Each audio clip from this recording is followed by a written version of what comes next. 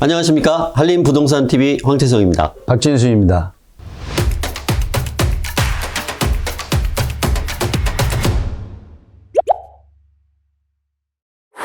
자, 오늘은 지난 5년간 정부의 부동산 대책들이 참 많았습니다. 오늘 그 내용들을 총 정리해보는 시간 가져보도록 하겠습니다. 5년간 참 많은 일들이 있었죠? 정말 많은 일들이 있었죠. 네. 자, 그러면 문재인 정부의 부동산 대책 총정리, 지난 5년간의 부동산 정책에 대해서 우리가 한번 알아보도록 하겠습니다. 이제 이것을 한번 알아보는 것은 올해 지금 3월에 이제 대통령 선거가 있지 않습니까? 그럼 현 대통령 선거 이후에 누가 되든 간에 지금 대통령 공약 중에 부동산 정책을 보면 규제 정책보다는 이제 완화 정책이 지금 많이 나와 있습니다. 네. 그러면 그 완화 정책이 시장에 작동이 되는데 과연 어떻게 작동이 될 것인가 한번 예상을 할 수도 있을 것 같고요. 지금 5년간의 부동산 정책이 우리가 알고 있기로는 지금 경험한 바로는 각종 규제 정책이 시장에 잘 먹히지 않았다라는 데서 근거를 두고 알아보도록 해보겠습니다. 네. 자, 그럼 2017년 6월 달부터 김현미 국토부 장관 취임 이후에 2년 반 동안 재임할 때에 나온 각종 규제 정책들이 있는데요. 그것들이 시장에 과연 이제 어떻게 작용이 되었는가 한번 보도록 하겠습니다. 네. 자, 이제 6월 달부터 이제 규제가 막 나오기 시작합니다. 이제 2017년 지금 보시면 12월 말까지 이게 한 5가지 대책이 있는데 이게 다 이제 규제 정책이에요. 그래서 결국은 이거 큰 걸 보면 조정 대상 지역을 추가 지정한다. 이제 네. 투기과열지구나 뭐 이런 것들을 지정을 해서 토지거래 허가 제한이나 분양가 상한제, 그다음에 각종 허그의 분양가 제한 뭐 이런 것들을 강력하게 이제 규제하는 시기였다고 보시면 될 것 같습니다. 규제가. 예. 그게 이제 조정 대상 지역으로 이제 지정을 하는 거예요. 네. 근데 이제 어떤 일들이 벌어졌냐면 조정 대상 지역으로 지정을 하고 이제 조정 대상으로 지정이 되면 이제 허그의 분양 보증을 받아야 돼. 분양 보증을 받는다는 것은 분양가를 제한을 한다는 거거든요. 네. 그래서 이제 조정 대상 지역으로 지정이 되면 그것의 옆에 인근 지역에 만약에 이제 부산이 조정 지역으로 지정이 됐어요. 그러면 김해나 창원이나 이제 이런 쪽으로 수분양자들이 이제 몰려가는 그런 네, 현상들이 그렇죠. 그 풍선 효과라고 그랬죠. 네네.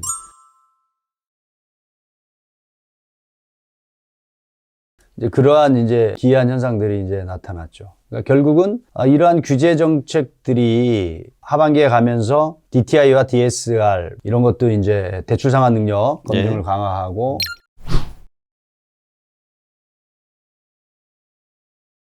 결국은 투기 과열지구로 지정을 하고 어떤 지역을 한정을 해서 이쪽에 분양가를 제한을 해서 주택 가격을 이제 상승을 못하도록 막고 또 내지는 수분양자들의 즉 그들의 개인 신용을 검증을 이제 강화하는 이제 2가지 정책을 이제 펴나가는 거였죠. 네. 예.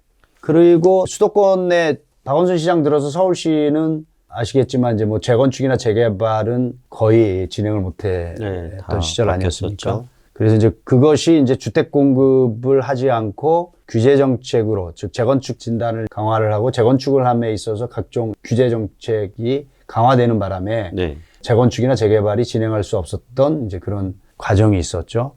그래서 이제 얼마 전에 작년 4월 7일 오세훈 시장 보궐선거 이후에 네. 주거정비치 2주세 폐지, 그죠? 6가지의 규제를 제한을 이제 했던 것을 완화를 해주면서 주택 공급에 어떤 이제 활력소를 기하게 되죠. 그러한 것들이 2018년도에도 꾸준하게 이제 규제 정책으로 왔어요. 그러면서 1년 반 지나서 규제 정책도 규제 정책이지만 주변의 시장 상황으로 보니까 공급에 대한 완화도 좀 해줘야 되는 거 아니냐 뭐 이런 얘기가 나오면서 주택 공공택지 30만 원 추가 공급을 하겠다라는 공급 시그널이 나오기 시작합니다. 네. 그때부터 나오기 시작했죠. 서울의 집값을 잡기 위해 정부가 신도시 개발 카드를 꺼냈습니다. 서울 인근, 그러니까 분당이나 일산보다 더 가까운 곳에 신도시 4-5곳을 만들어서 2만 채를 짓겠다는 계획입니다. 일산과 분당에 지었던 1기 신도시, 또 판교 동탄의 2기 신도시에 이어 15년 만에 사실상 3기 신도시가 건설되는 겁니다. 그동안의 부동산 정책이 투기를 누르는 데 맞춰져 있었다면 이제는 공급도 함께하는 쪽으로 방향을 틀었다고 볼 수 있습니다. 실소유자들의 불안을 달래지 않고선 장기적으로 집값을 잡기 어렵다는 판단입니다. 그렇지만 그게 먹혔나요? 우리 소비자들이, 했습니다. 예, 소비자들이 이제 똑똑해서, 야, 저거 공급할 때는 이 정부 끝나고도 될까 말까. 아마 이제 시간이 많이 걸린다. 그런 생각들을 한 것 같아요. 그래서 주택 상승을 잡는 데는 역부족이었다.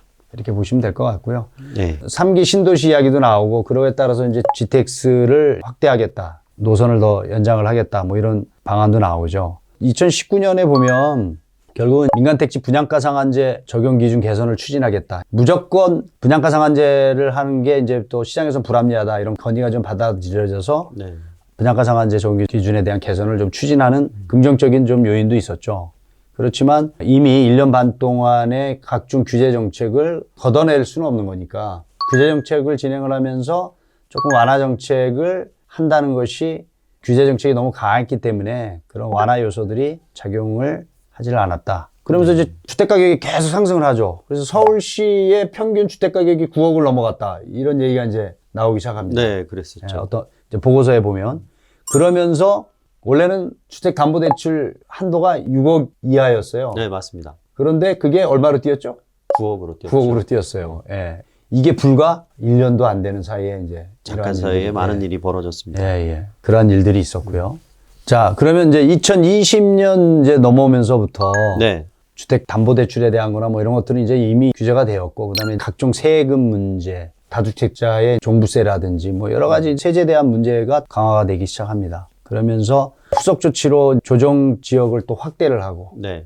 결국은 일목요연하게 그냥 규제 정책 위주의 정책이었다. 이렇게 네. 보시면 될 것 같습니다.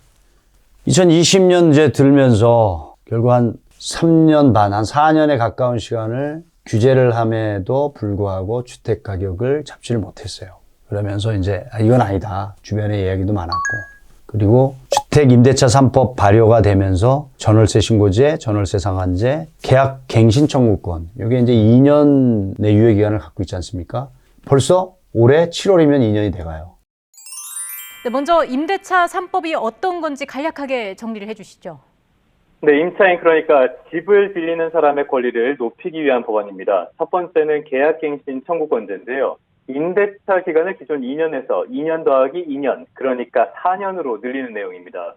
두 번째는 전월세 상한제인데요. 임대차를 다시 계약할 때 임대료 오름폭을 연 5%로 제한하는 내용입니다. 이 두 가지는 지난해 7월 30일 국회 본회의를 통과한 다음 날인 31일부터 시행됐습니다. 마지막은 임대차 계약을 맺은 뒤에 신고를 의무화한 전월세 신고제인데요. 이는 준비 기간이 필요해서 지난달 1일부터 시행됐고요. 그렇지 않아도 지금 수도권 내에 전월세를 살고 있는 사람들이 임대료가 상향되는 바람에 경기도로 지금 이전을 하는 네. 그런 현상들이 많이 있었지 않았습니까? 그리고 이제 8.4 대책, 규제 정책만으로는 안 되겠다. 그럼 서울권역, 수도권 내 주택 공급을 해야 되겠다. 그래서 8.4 대책 나오고요. 그리고 2020년 이제 하반기로 가면 각종 서민 중산층 주거 안정을 위해서 주거 공급을 하겠다라는 각종 시그널들이 이제 나오기 시작합니다. 그러면서 이제 2.4 대책 나오면서 3080 약 한 60만 원을 공급을 하겠다. 네. 그런데 공공주도용. 근데 공공주도용 사업이 속도가 느리죠. 느리다. 이제 이런 걸 우려했지 않습니까? 그런데 그게 이제 어디서 나타났냐? 2021년 4월 달에 이제 오세훈 시장이 이제 당선이 되면서 네. 민간 주도용, 즉 각종 규제를 완화하죠. 민간들이 사업을 하는 데 있어서 각종 규제를 완화해 주겠다. 그래서 6대 재개발 완화 정책도 나오고요. 신속 통합 기획도 나오고. 네. 그러면서 그 짧은 시간에 오히려 민간이 추진하는 사업의 주택 공급이 더 빠른 속도로 진행이 되고 있는 것을 우리가 알 수 있었죠. 이러한 것들이 이제 21년 들었으면서 하반기에 여러 가지 이제 디테일한 부분들도 이제 완화 정책이 국토부에서 나오기도 합니다. 이제 그 예를 한번 들어보면 도시형 생활주택이나 이제 오피스텔의 이제 네. 규제 완화, 도시형 생활주택의 면적을 50에서 60으로 완화를 해주고 네. 전용 면적 85회배까지 바닥 난방되던 것을 120회배까지 완화해주고. 네. 그다음에 역세권 이제 활성화 사업 세개소 선정해서 이제 진행되고요. 그다음에 오피스텔 건축 기준을 이제 일부 개정을 해주고요. 이제 이런 것들이 진행이 되면서 공급의 어떤 시그널로 이제 변화가 되기 시작합니다. 맞습니다. 네. 자, 이제 3월이면은 대통령 선거. 자, 그러면 현 정부가 다음 정부로 이어지면서 부동산 정책의 공급에 대한 부분들은 어느 정도 실패했다라는 게 이러한 과정을 보니까 이제 알 수 있을 것 같습니다. 그렇죠? 왜냐하면 전 정부와 앞으로 탄생할 새로운 정부의 부동산 공약이 확연하게 규제 정책에서 완화 정책으로 가고 있다는 거.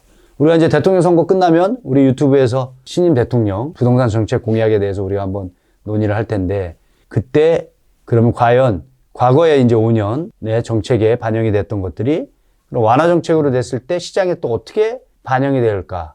이런 것들이 또 궁금하고 또 우려스러운 부분이 또 없지 않아 있지 않겠습니까? 네, 맞습니다. 이런 것을 한번 같이 한번 논의해 보도록 하는 시간을 한번 갖도록 하겠습니다. 그래서 2021년 서울시에서 각종 규제 완화 정책을 빠르게 지금 시행을 하고 있는데요. 예. 2종 7층 규제 완화하는 거, 그다음에 서울시에서 역세권 활성화 사업 4개소 추가하고 신통기, 신속통합기획이 21곳이 선정이 되었습니다. 특히 모아주택, 상생주택, 네. 그래서 모아주택이 모아타운까지 돼서 번동하고 면목동에 지금 선정을 해서 진행을 하고 있다라는 거 네, 전 시간에 그렇습니다. 우리가 한번 방송을 했었고요. 그리고 10월 29일 3080 도시복합사업 7곳 지정했다는 것은 이제 국토부에서 네. 진행을 하고 있는 공공주도형의 이제 사업이고요. 그래서 서울시와 국토부가 주택 공급을 하는 데는 시그널을 맞춘 것 같아요. 그래서 공급이 답이다라는 것이 결론이 난 것 같습니다. 그리고 이제 1월 5일 서울시에서 중공업지역하고 소규모 재개발 도입을 했고요. 네. 그다음에 1월 13일 아까 말씀드린 대로 이제 모아주택, 모아타운 네. 발표를 했습니다. 지난 5년간의 이제 부동산 정책에 대해서 알아보는 시간이었습니다. 오늘은 여기까지입니다. 네, 고맙습니다. 자, 오늘은 문재인 정부가 가져온 5년간의 부동산 정책에 대해서 총망라해서 내용을 알아봤습니다. 오늘은 여기까지입니다. 여러분 건강하십시오. 감사합니다. 감사합니다.